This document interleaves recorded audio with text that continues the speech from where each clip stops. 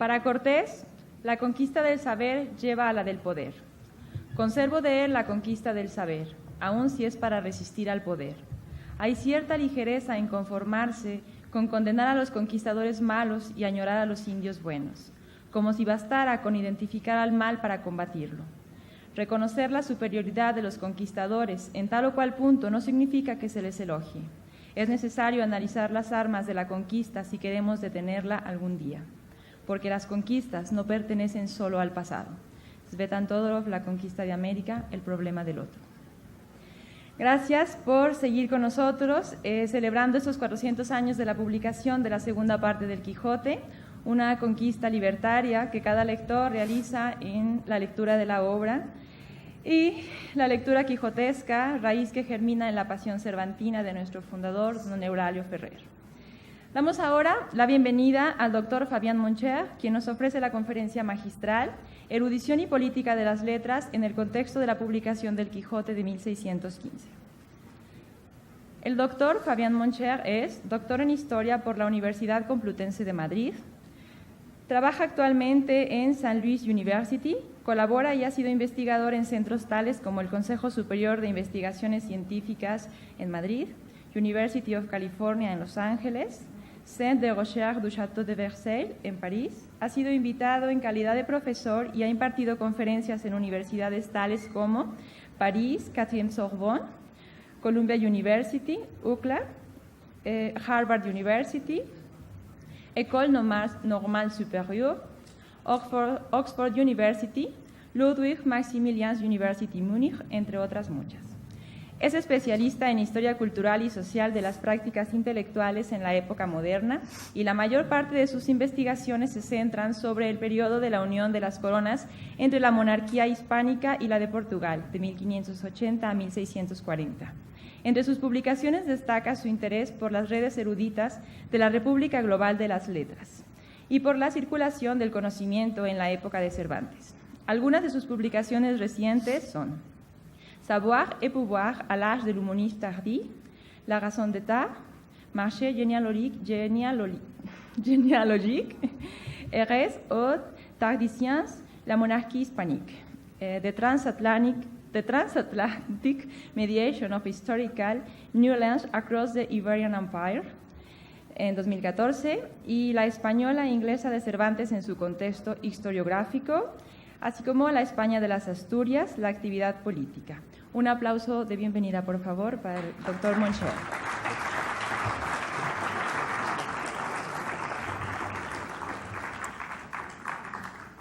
Bueno, muchas gracias por esta introducción. Mis primeras palabras serán de agradecimiento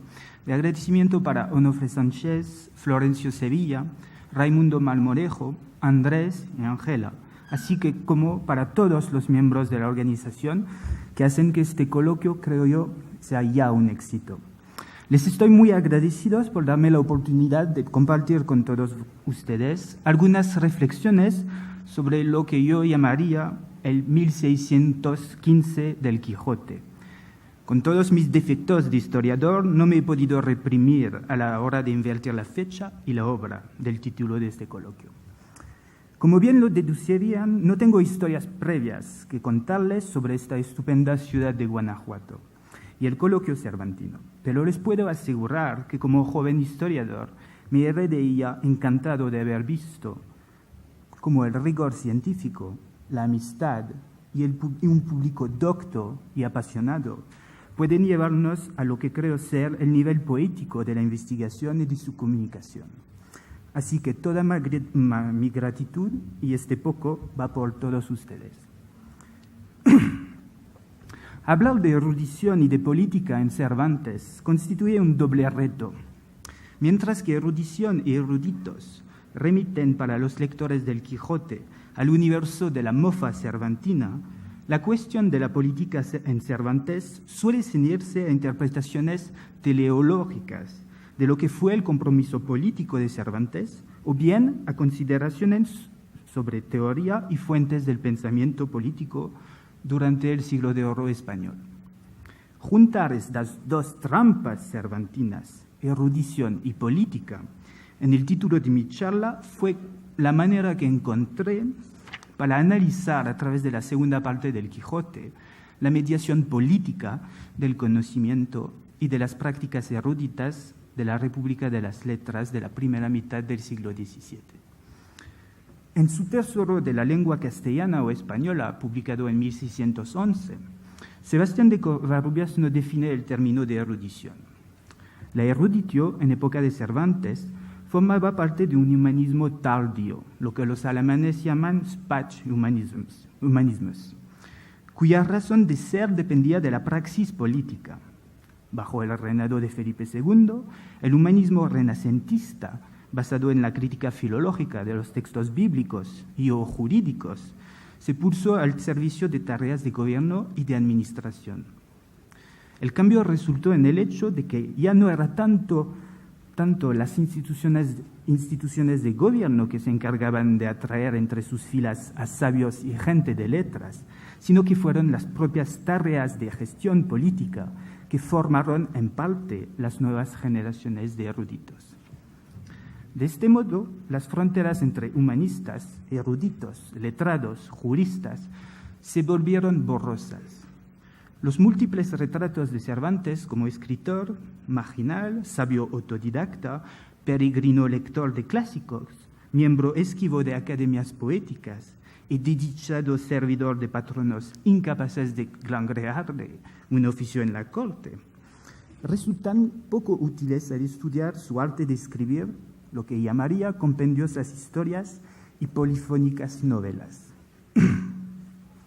Al repensar el sentido de una comunidad universal de sabios pertenecientes a la República de las Letras de principios del siglo XVII, se puede echar algo de luz sobre, creo, tres ejes fundamentales. El primero tiene que ver con la importancia que tuvieron las comunidades de saber de la República de las Letras a la hora de unir en Cervantes la política y el método anticuario, entendido aquí como un método empírico de investigación de cualquier tipo de huella, de curiosidad, elitista o no, del pasado antiguo y reciente. El segundo eje tiene que ver, o está en conexión, con el papel de Cervantes como actor político, y volveremos sobre este punto más adelante. El tercer punto tiene que ver sobre la alusión a unos caballeros franceses versados en la obra del Alcaíno, en la aprobación del licenciado Márquez Torres en la segunda parte del Quijote. La República de las Letras contemporánea a Cervantes se inscribió de lleno en los años de paz relativa y de guerra sorda de inicios del siglo XVII. Estos años vieron como después de los conflictos confesionales y políticos de las guerras de religión, se fomentaron las relaciones de los ámbitos literarios ibéricos con la escena intelectual y política europea. En el Quijote, Cervantes insiste una y otra vez sobre la difícil posición de encontrarse fuera del radar de la gracia real, de la corte y, en último término, de la política de la monarquía de Felipe III. Esta insistencia con la cual Cervantes evoca la precariedad de dicha posición remite a la retórica de la gracia real que se empleaba en los memoriales de servicio y que subrayaba las desdichas y la ausencia de recompensa por hechos señalados que formaban parte del juego político oficial de esta época. Cabe recordar aquí el pasaje del capítulo 49 de la segunda parte del Quijote, en el cual Sancho Gobernador, rondando su ínsula y dispuesto a, cito, limpiar esta ínsula de todo género de inmundicia y de gente vagabunda, afirmó que, y la cita prosigue, quiero que sepáis, amigos, que la gente baldía y perezosa es en la República lo mismo que los zánganos en las colmenas, que se comen la miel que las trabajadoras abejas hacen. Pienso favorecer a los labradores, guardar sus preeminencias a los hidalgos, premiar a los virtuosos y, sobre todo, tener respeto a la religión y a la honra de los religiosos. Cabe señalar aquí que la metáfora de la colmena y de las abejas sintonizaba con los discursos que circulaban por entonces en la República de las Letras. Labor y virtud fueron los conceptos a través de los cuales se formaron las relaciones horizontales que sustentaron las amistades y enemistades de los republicanos de las letras. Como preludio a la fama de las abejas Barberinis, que representaron el grupo de eruditos que se congregó en Roma durante el papado de Urbano VIII entre 1623 y 1644, las abejas del saber ya estaban produciendo miel política y preguntando por su reconocimiento social alrededor de 1615 en la monarquía hispánica. Sin pretender que Cervantes se pensó como una figura señera de esta República de las Letras, podríamos tener aquí el testimonio de un hombre implicado en el juego político y erudito de su época, trabajando como un artesano de las letras y a costa de autores oficiales, reclamando, aún en su edad avanzada, un reconocimiento como labrador de las letras. El tono jocoso que Cervantes emplea en el Quijote al referirse a la erudición y a la ausencia de notas a pie de página en su novela puede leerse también en conjunción con una cultura erudita acostumbrada a mofarse de sí misma. Todo eso sin que tengamos que recurrir a una historia de los genios, que nos presenta a Cervantes como un escritor marginal y sabio autodidacta, y que según Jean Canavaggio, cito, se formó muy lejos del polvo de las bibliotecas, en la escuela de la vida y de la adversidad, capaz de entrar y salir de la República de las Letras a su antojo. Fin de cita. La idea de la República de las Letras vuelve de manera recurrente en las biografías de Cervantes, sin que se dé nunca una definición del concepto. Y quiero ahora indagar en esta idea, en esta ausencia de definición. Creo que la necesidad de analizar el medio literario en el cual Cervantes y su obra se insertaron sociológicamente y culturalmente llegaba a considerar otro lugar común de los estudios sobre cultura política erudita en el Siglo de Oro. Este lugar común tiene que ver con la existencia de una República de las Letras supuestamente española. Es algo que encontramos en la literatura a menudo. La incapacidad de pensar el carácter compuesto y los lazos externos de los ámbitos literarios de la monarquía hispánica durante el Siglo de Oro contribuyó a que historiadores y filólogos sustituyesen al ideal universal y transconfesional de la república literaria, el de una república de las letras católica y española, articulada en torno a centros urbanos culturales desarticulados entre sí mismos. Y aquí me refiero a las academias que hubo en Madrid, Zaragoza, Lisboa y Sevilla. Y la cuestión de las conexiones de estas academias, así como la de la circulación de sus representantes y de sus obras en Europa y en el plus ultra de la monarquía, queda por explorar. Una de las razones que explica la morosidad y diría yo el regionalismo empedernido con el cual se mira a los espacios de saber y de cultura en la España de principios del siglo XVII, tiene que ver con el hecho de que se ha ignorado, y quizás conscientemente, el hecho de que la cultura erudita en esta época se generaba y circulaba por vías políticas y diplomáticas. En su libro, Cervantes y la corte de Felipe II, escritores en el entorno de Ascanio Colonna, Patricia Marín completa un retrato del alcaíno que hasta entonces, y a pesar de su temprano paso por Italia y sus centros de saber, solo había sido considerado como el que nunca siguió la vía de un profesional de la literatura y como el autodidacta que se complacía en leer, aunque sean solo los papeles rotos de las calles. Gracias a estos nuevos estudios, hemos llegado a conclusiones tales como, por ejemplo, que las ficciones de Cervantes formaban parte del corazón de los discursos políticos de su época. Ahora bien, entre el extremo del Cervantes de Canavaggio, desligado de la esfera política, y del otro, como el Cervantes pensador político y jurista de Cascardi o de Byrne, Otros investigadores, como Carlos Gutiérrez, han recurrido a la sociología de los campos literarios, desarrollada por Pierre Bourdieu, utilizando conceptos como el de distinción para explicar que los textos cervantinos se convirtieron en la praxis de la teoría literaria de Cervantes. Ahora bien, el análisis de la pragmática social de lo literario, bien ilustrada por los trabajos ya clásicos de Riley, Darton, Lafarge o Ponton,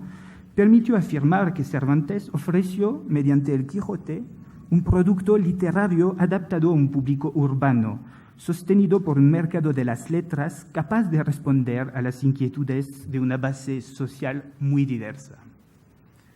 Por vía de la crítica literaria se volvió así a estudiar con más fuerza lo que Christian Jouot definió bajo el título de los poderes de la literatura, o dicho de otra manera, el arte de las letras como instrumento y producto de mediación política. Como novelista y humanista, Cervantes estuvo en perfecta sintonía con los cambios epistemológicos que afectaron alrededor de 1560 a 1600 los métodos de investigación histórica y de crítica política. Cervantes experimentó la transición entre un conocimiento articulado sobre la base de la autoridad clásica como principal fuente de saber,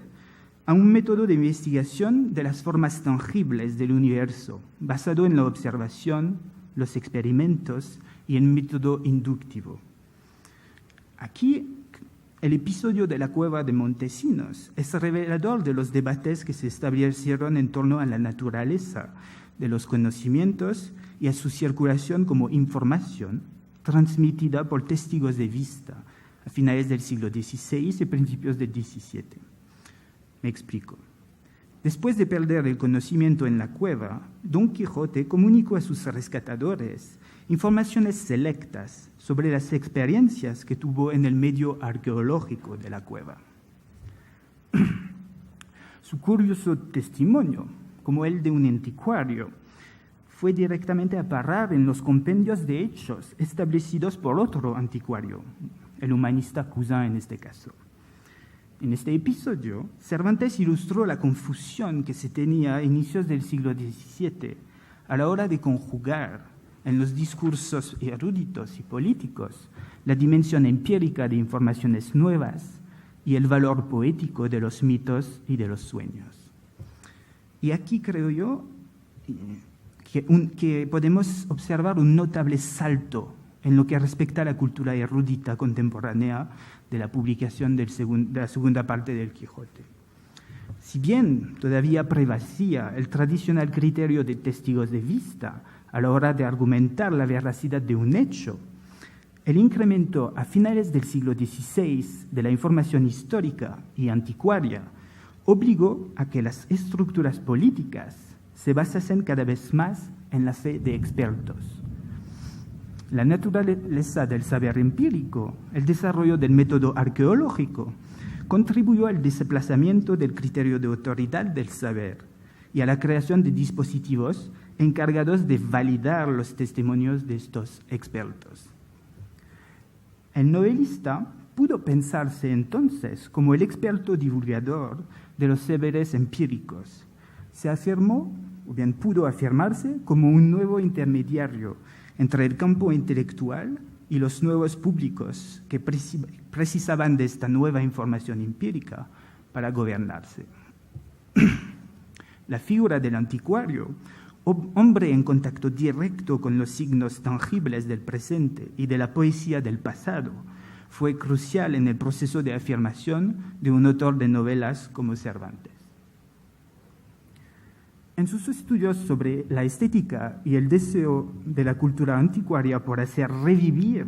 formas en desuso del pasado, Arnaldo Momigliano señaló que las prácticas y los conocimientos anticuarios deben interpretarse en relación con los discursos históricos oficiales de su época, de la época de Cervantes. En el paso del siglo XVI al XVII, la tradición anticuaria alcanzó cotas de respetabilidad nunca vistas. Su fuerza radicaba en el hecho de que los anticuarios, como buscadores de curiosidades, hacían reposar sus interpretaciones históricas,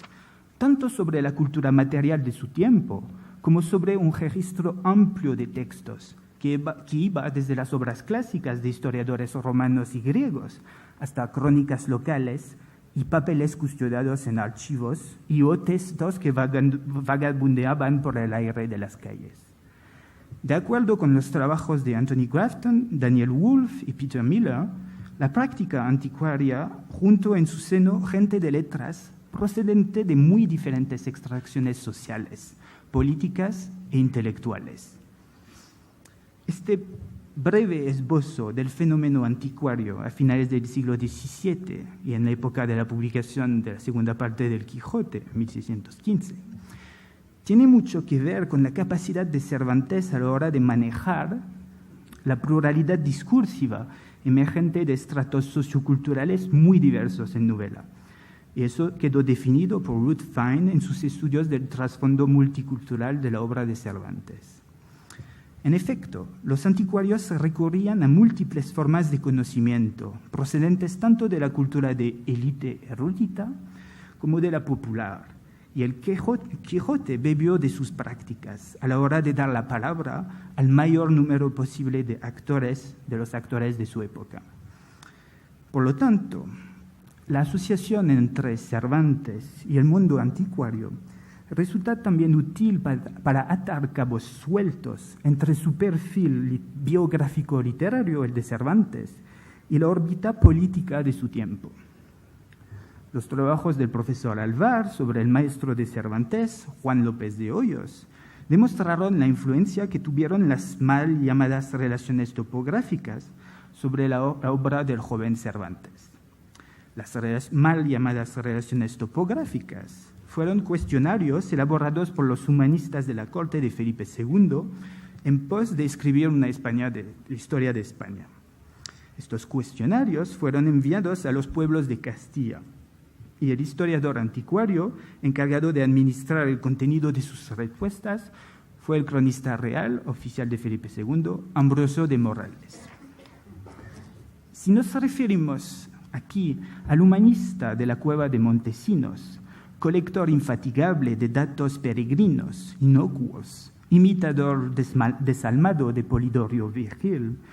este dio a Cervantes la ocasión de ridiculizar las prácticas eruditas de un hombre como Morales o como López de Hoyos, su propio maestro.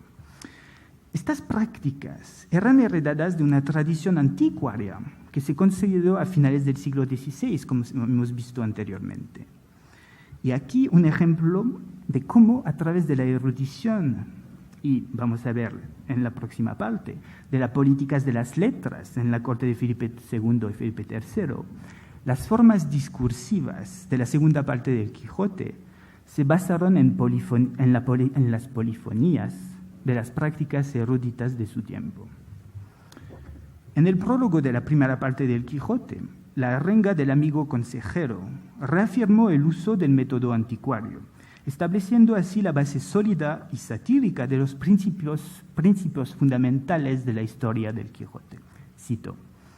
«Y pues vuestra escritura no mira a más que a deshacer la autoridad, y cabido que en el mundo y en el vulgo tienen los libros de caballerías, no hay para que andéis mendigando sentencias de filósofos, consejos de la divina escritura, fábulas de poetas, creaciones de retóricos, milagros de santos». Final de cita. Más que un rechazo sine qua non del valor de la erudición, esta cita se hace eco de cómo la indisciplina anticuaria sirvió para atacar el paradigma clásico de la cultura humanística. Este cambio no fue específico del caso español. Similares procesos ocurrieron en el resto de Europa en esta época. Marcado por los primeros conflictos político-confesionales de la segunda mitad del XVI, literatos y hombres de letras de los inicios del siglo XVII buscaron en las prácticas erudito-anticuarias soluciones para representar la idea de un mundo fragmentado. Nadie mejor que los anticuarios, poetas de las ruinas y su República de las Letras, para recomponer un mundo que intelectualmente y políticamente estaba hecho pedazos. La República de las Letras del siglo XVII no fue el monopolio de una élite cultural, ubicada al margen del proceso de organización del Estado absoluto alto moderno. En la segunda parte de esta charla, insistiré sobre el hecho de que las políticas de las letras de la corona de Felipe II y de Felipe III influenciaron las formas de concebir el discurso erudito novelesco. No insistiré sobre los fenómenos de censura y sobre los nuevos artes de componer obras literarias que las políticas de las letras de inicios del siglo XVII fomentaron. Mostraré cómo las obras generadas en los ambientes intelectuales de este tiempo deben entenderse en función de políticas que trascendieron los límites de la monarquía, en la cual Cervantes afianzó su carrera literaria. Como primer elemento, la República de las Letras de principios del siglo XVII no fue una comunidad apolítica. Fue una red de intercambio de información y de prácticas eruditas que promovió las ideas políticas y polémicas que consecuentemente cambiaran las formas doctas del discurso histórico. Al revestir las formas de, una gran y puntual historia, el Quijote participó de pleno de estos intercambios de información sin nunca limitarse a estos, bien es verdad. Las concordancias, los ecos y a veces las relaciones directas de Cervantes con los representantes de la erudición histórica oficial de la monarquía hispánica, tal como lo demostró otra vez el profesor Alvar, son reveladoras del compromiso que Cervantes adquirió de cara al proceso de politización del conocimiento histórico entre finales del siglo XVII y principios del siglo XVI y principios del siglo XVII. Perdón. A modo de curiosidad, cabe recordar que uno de los principales valedores en los alrededores de la corte de Madrid de Cervantes fue Bernardo de Sandoval y Rojas, tío del válido Lerma y discípulo del historiador anticuario oficial de Felipe II, el cordobés Ambrosio de Morales, a quien se le había encargado gestionar las respuestas de los cuestionarios de las mal llamadas relaciones topográficas, un proyecto fundamentalmente inspirado por el método anticuario en época de Felipe II. Pero ya bajo el reinado de Felipe III, después de 1598, después de la muerte de Felipe II, se observa que lejos de agotarse, las relaciones intelectuales, pacíficas o no, entre Cervantes y la erudición regia, se incrementaron, como bien lo explicó el profesor Blasco en su charla del martes. Cervantes se impregnó de los nuevos métodos de investigación históricos, desarrollados por los grandes nombres de la erudición del reinado de Felipe II. Como bien lo recalcó Alfredo Alvar, la trayectoria vital de Cervantes puede leerse de manera casi paralela con la de Esteban de Garibay, cronista de Felipe II y Felipe III. Después de la muerte de Garibay en 1600 y al trasladarse la corte en Valladolid en 1601, Cervantes vivió en la misma casa que los herederos del cronista real. Lo que me interesa aquí es recalcar la idea según la cual Cervantes anduvo muy cerca, por no decir junto a, la erudición histórica oficial de su tiempo. Aún quedan incógnitas, por ejemplo, sobre su participación en una junta de historiadores congregada en Valladolid en la casa de un ilustre mecenas de las letras en época de Felipe III, el conde de Gondomar. Patricia Marín confirmó que Cervantes fue autor de una relación de las fiestas reales que se celebraron a raíz del nacimiento del heredero de la corona en Valladolid y en el contexto más internacional de la paz alcanzada en 1604 entre Felipe III y la Inglaterra de Jacobo I. Como se ha descubierto relativamente recientemente, otro cronista real, Antonio de Herrera y Tordesillas, también presente en Valladolid, fue el encargado de la aprobación de la primera parte de la gran y puntual historia de Cervantes, el Quijote, durante estos mismos años. Esta serie de datos abren pistas para quien quiera profundizar en las sociabilidades que Cervantes mantuvo en una ciudad como Valladolid, que entre 1601 y 1606 fue uno de los centros más activos de la República Europea de las Letras. Teniendo presente en la mente estos pocos datos, resulta llamativo observar cómo la segunda parte del Quijote se fraguó durante unos años en los cuales se multiplicaron las iniciativas desde la corte para establecer el monopolio del discurso histórico, aunque éste solo revistiese, como es el caso del Quijote, sus formas en el terreno de la ficción. Desde el Consejo de Castilla de la monarquía hispánica, varias voces se alzaron en pro de la creación de órganos de censura destinados al control del mercado del pasado y de la actualidad, a sabiendas de que eran bazas imprescindibles para fomentar cualquier tipo de crítica política. Es posible que Cervantes participase o reaccionase en pro o en contra con su Quijote a una de estas juntas. Estos proyectos de juntas de historia se hicieron también eco del desarrollo de la oposición política en contra del duque de Lerma en la corte de Felipe III. Lerma era el válido primer ministro de Felipe III. Si bien esta oposición empezó desde los primeros años del reinado de Felipe III, ella creció en intensidad después de que aparecieron pasquines, panfletos, en contra de las políticas del válido en las puertas y cámaras del Alcázar de Madrid una noche de 1609. A la mañana siguiente, la mayoría de los centros escriturarios de la corte, ya fuesen mesas de notarios o archivos de nobles y humanistas, fueron investigados de manera muy minuciosa por los alcaldes de corte. En medio de este episodio, aunque sin relación directa con este, acaeció, por ejemplo, el arresto del historiador jesuita Juan de Mariana por sus críticas a la política monetaria del vaído. Acaeció también el exilio de la corte de uno de los familiares sospechosos, Antonio de Herrera, por culpa de una supuesta inteligencia política que había mantenido con amigos suyos en Milán. No vuelvo aquí sobre el relato de cada uno de estos episodios y tampoco me voy a referir a las múltiples empresas de falsificación de documentos e historias que fueron emprendidas en la península ibérica en el resto de Europa a inicios del siglo XVII. Insistió en este punto el profesor Blasco el martes pasado. Pero sirvan estas alusiones, estos pocos datos, para entender que frente al control de los discursos históricos, los hombres de letras emplearon nuevas estrategias de escritura para que sus textos sorteasen la censura civil e inquisitorial. Vale. La elección de Cervantes, por una forma todavía híbrida de contar historias, tal y como es el caso del Quijote, y especialmente la segunda parte,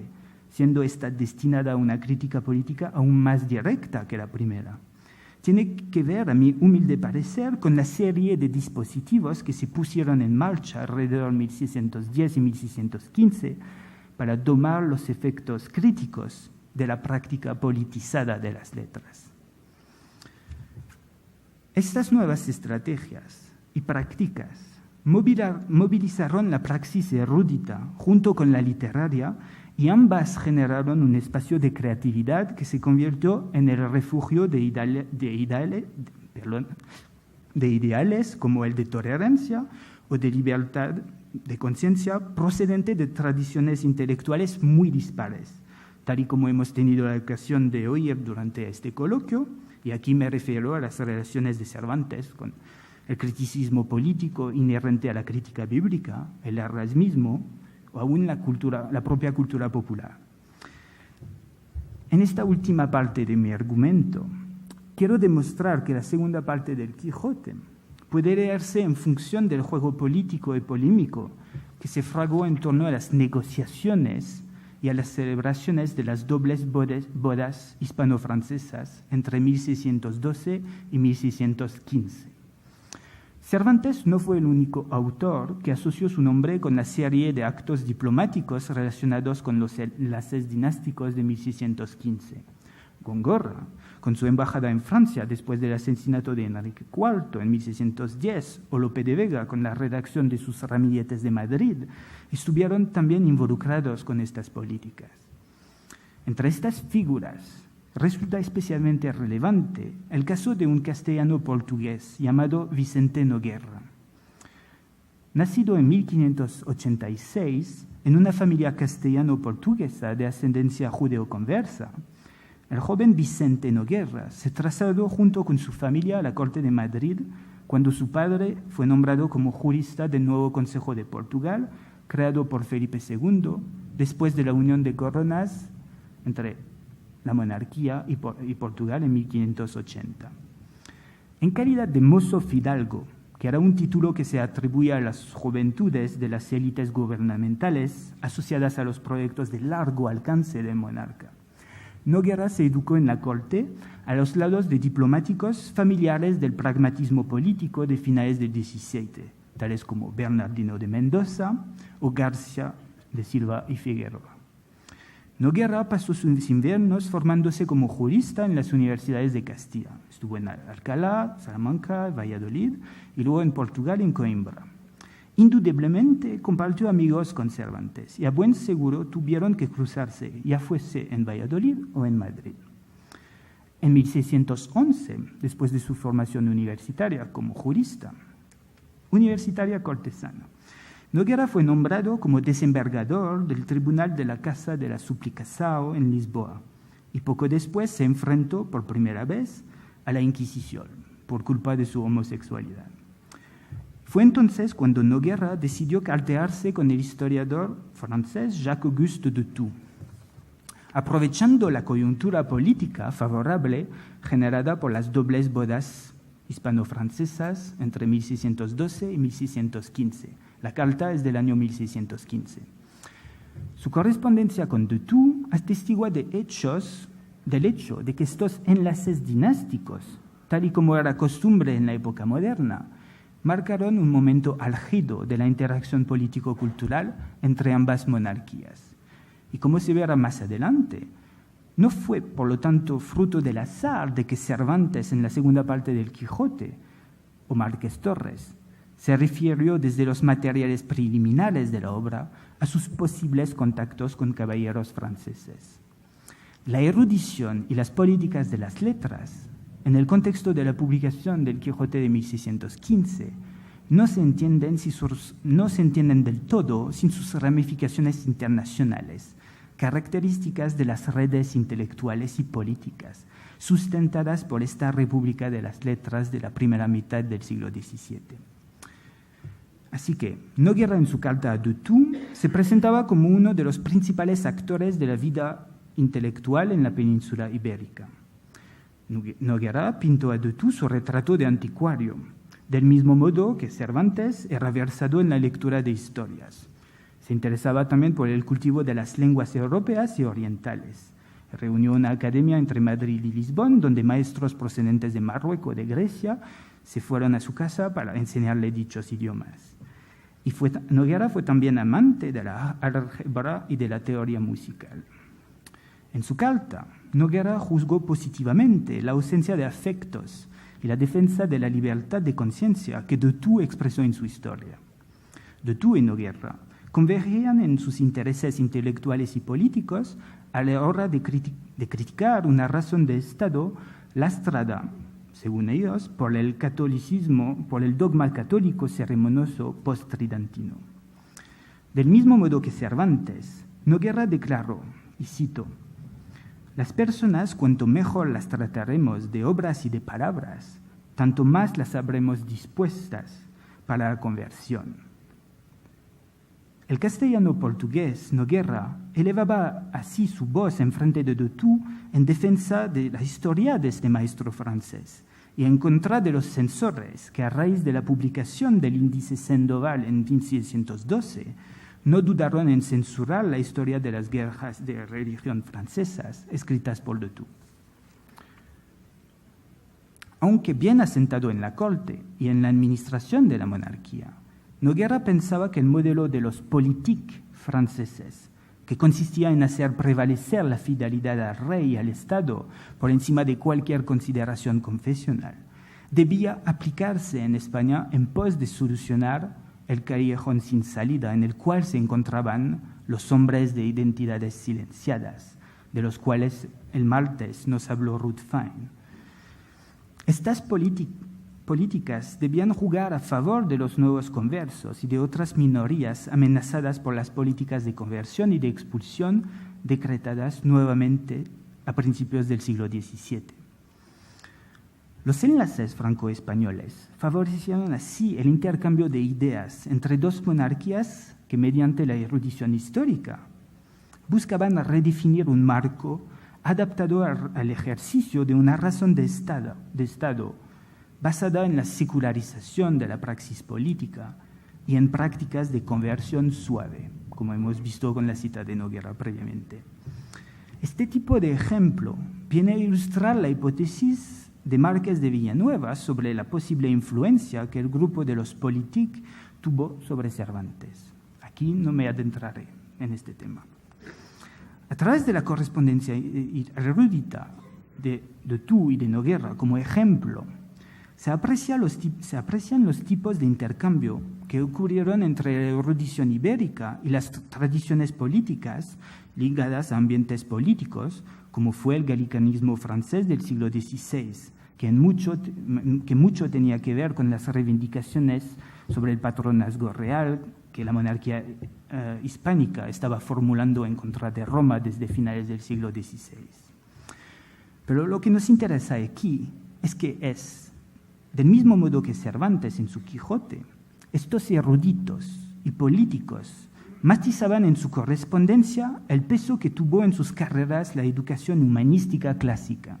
a la par que vindicaban el valor de la experiencia política en relación con las letras. En su respuesta a Noguera, de Tú recalcó que, y citó, «Al poco de haberme dedicado al estudio de las letras, en mi primera juventud, tuve que desenredar en tuertos políticos. Por lo tanto, solo se ha quedado en mí unas superficiales capas de letra, pero he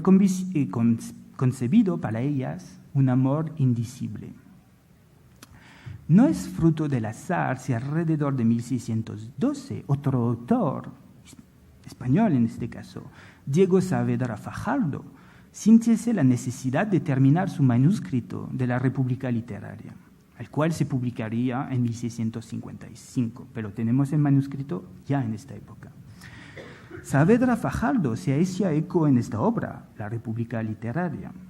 de las ideas defendidas por de Tú y Noguera, y de manera más particular señaló que el poder político de dicha república descansaba sobre la habilidad política de sus miembros a la hora de tolerar ideas que iban en contra del gobierno mismo, mencionando, entre otras, las formas más radicales del escepticismo y de la crítica política de principios del siglo XVII.